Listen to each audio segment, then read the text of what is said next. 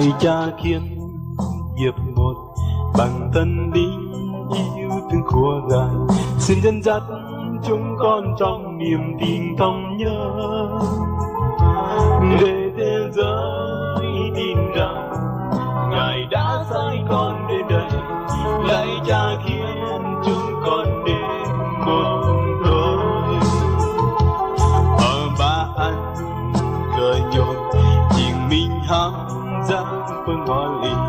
vì như cho nhốt lắm tờ rong lùi bom tròn và đi té đang lùi cờ ý ăn con như dù ở ba ăn cờ nhộn chim mình đây.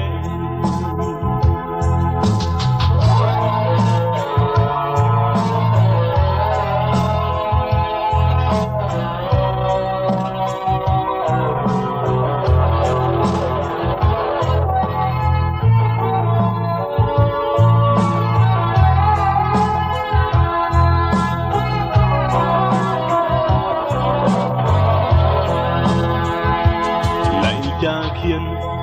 hiệp một bằng thân lý yêu thương của Ngài, xin dẫn dắt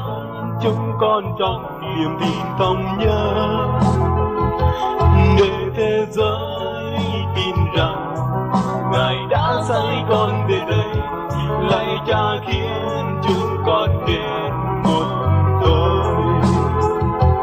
ở ba ăn cờ nhộn chiều mình hám ra phương hoa lì, vì như gió nhón làm tờ đòn lùi bom tròn và đi đây đang lùi